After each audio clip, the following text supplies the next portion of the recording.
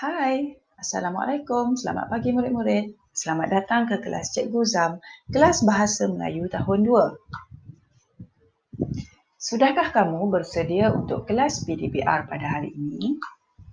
Sebelum kita bermula, Cikgu nak kamu sediakan 2 buah buku iaitu buku Bahasa Melayu, buku teks jilid 2 dan buku aktiviti Bahasa Melayu jilid 2. Jangan lupa alat tulis ya. Dan seterusnya, kita lihat pembelajaran kita pada hari ini, tema 7, pertanian dan penternakan, unit 21, ternakan yang berfaedah, tajuk menternak kerbau di muka surat 58. Seterusnya, kita lihat pada akhir pengajaran, murid dapat yang pertama, membina ayat majmuk berdasarkan gambar dan yang kedua, menggunakan ayat majmuk mengikut konteks. Sebelum kita bermula di muka surat 58, suka cikgu untuk mengulang kaji bersama-sama kamu apa itu ayat majmuk. Okey, kalau kamu pernah ingat, kita dah pernah belajar ayat majmuk pada pembelajaran yang sebelum-sebelum ni. Okey. So, apa dia itu ayat majmuk? Okay, ayat majmuk merupakan ayat yang terdiri daripada beberapa ayat tunggal dan digabungkan menggunakan kata hubung.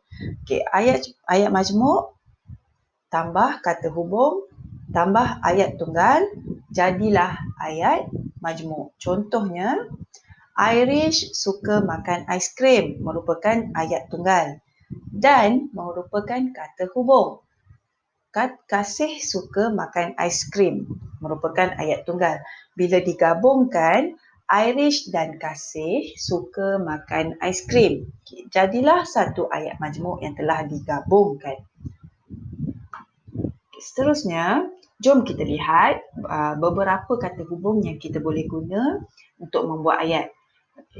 Yang pertama, dan, sambil, atau, lantas, malahan, lalu, tetapi, serta, maka, bahkan, untuk, kerana. Okey, dan ingin cikgu ingatkan di sini, bukan ini saja kata hubung yang boleh kamu gunakan. Ada beberapa lagi kata hubung, tetapi kata hubung tu berada di level yang atas lagi. So, jom kita tengok muka surat 58. Jom kita baca sama-sama. Menternak kerbau. Pekerja itu memakai sarung tangan. Okey, ini ialah ayat tunggal. Kemudian, tangan pekerja itu tidak cedera. Jadi, kita nak gabungkan ayat ni menjadi ayat majmuk. Tepi gambar tu ada diberikan dah kata hubung supaya. Okey, jadi kita gunakan supaya untuk menggabungkan kedua-dua ayat tunggal ni menjadi ayat majmuk.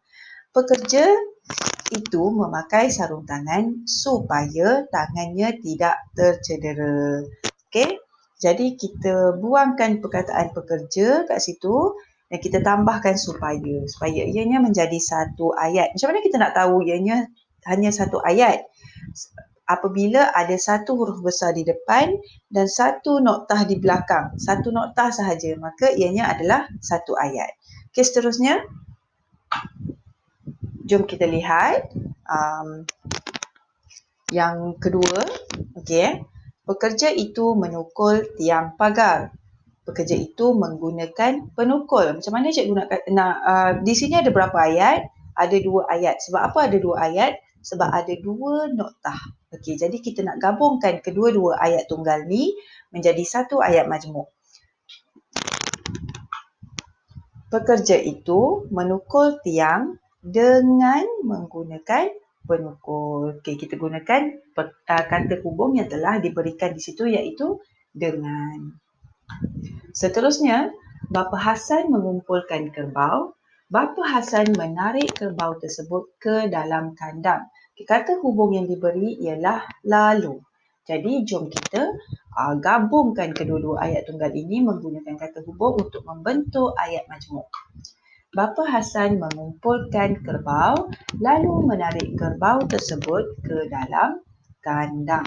Jadi, untuk ayat tunggal yang kedua tadi kita buang dah perkataan Bapa Hasan tu tadi dan kita gantikan dengan lalu. Okey, seterusnya, Bapa Hasan berjumpa peraih. Bapa Hasan menjual kerbau.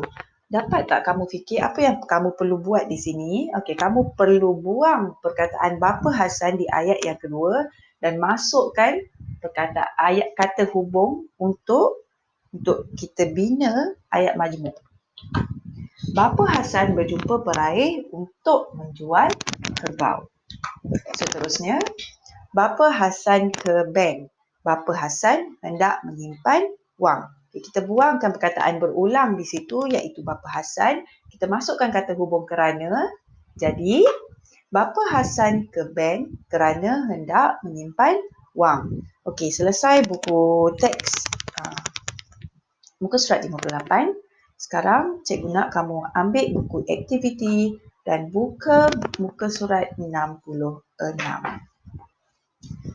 Okey, jom kita baca.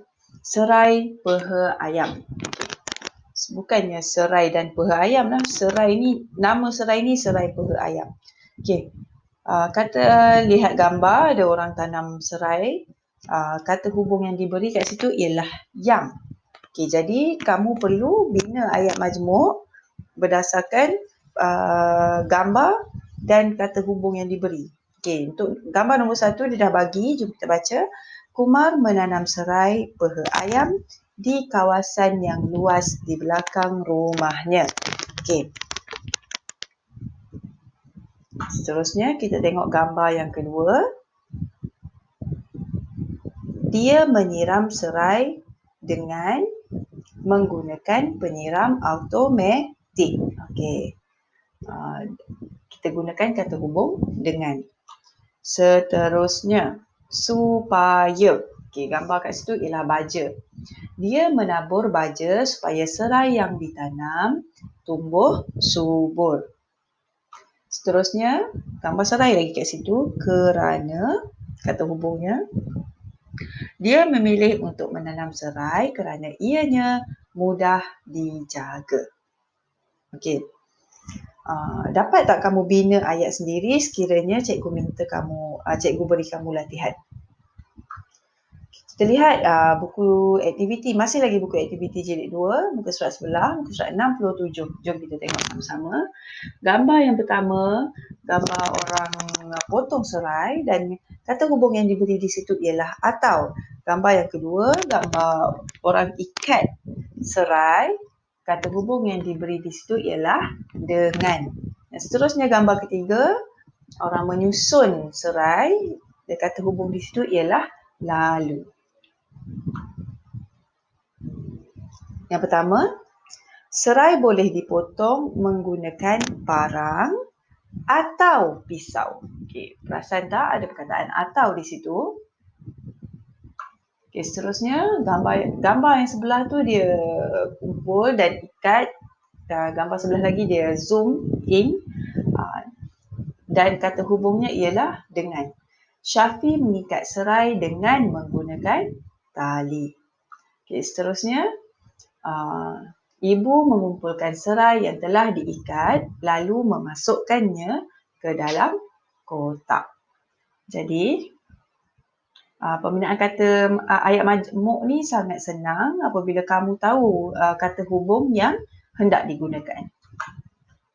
Okey, dapatkah kamu memahami pembelajaran kita pada hari ini? Selamat belajar murid-murid dan terima kasih kerana hadir ke kelas PDPR pada hari ini. Okey, sekiranya kamu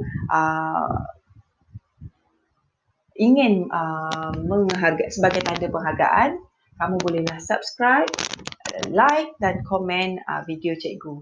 Okey, sekian. Terima kasih. Itu saja untuk hari ini.